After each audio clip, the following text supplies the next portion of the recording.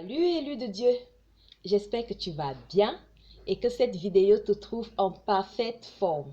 Alors aujourd'hui, j'aimerais que nous découvrions comment obtenir ce que nous voulons.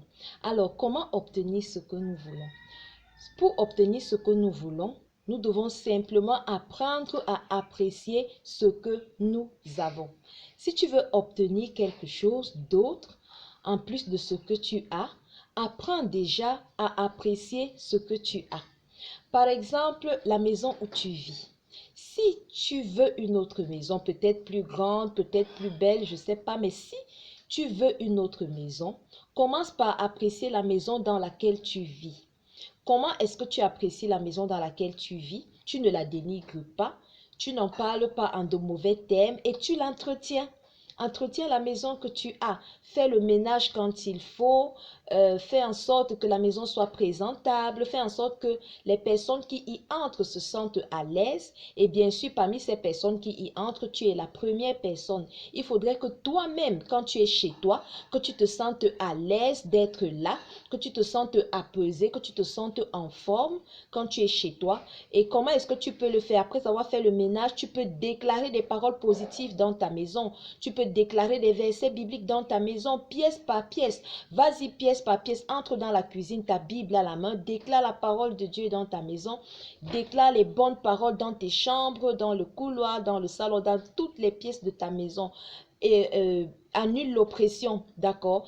Parle sur les fauteuils, que toutes les personnes qui vont venir s'asseoir sur les fauteuils de ta maison soient libérées de l'oppression, que ces personnes reçoivent la paix du Saint-Esprit, que tous ceux qui vont entrer dans ma maison reçoivent la paix du Saint-Esprit, qu'ils reçoivent la joie du Saint-Esprit.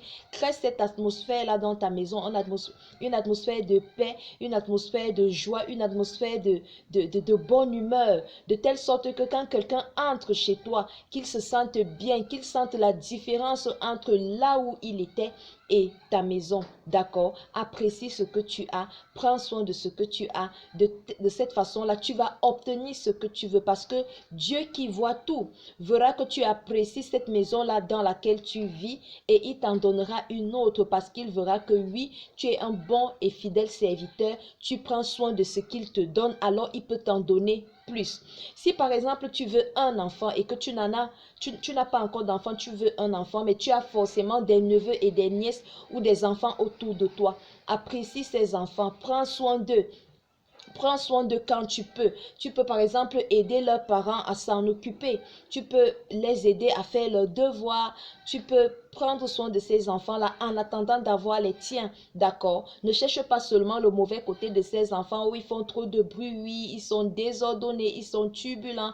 Il faut apprécier ces enfants.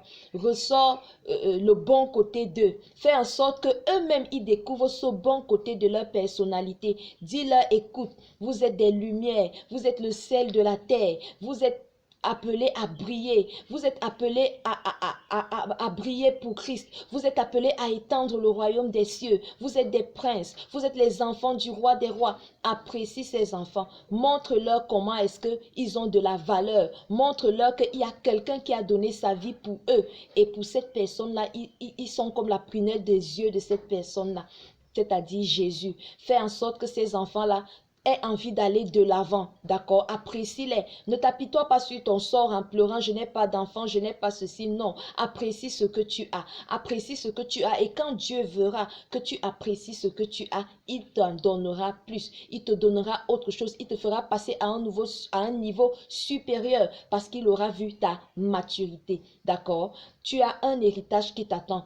Nous avons un héritage en Christ et l'héritage n'est donné qu'aux enfants matures. Apprécier ce que l'on a, c'est faire preuve de maturité. Et si tu n'es pas mature, tu ne peux pas entrer en possession de ton héritage parce que tu vas le dilapider. Donc, il faut que tu atteignes une certaine maturité en appréciant ce que tu as déjà pour que le Père te confie plus, pour que le Père t'en donne plus. Alors, j'espère que cette vidéo t'a édifié et que dès à présent, tu vas apprécier tout ce que tu as pour pouvoir obtenir tout ce dont tu as besoin. Shalom.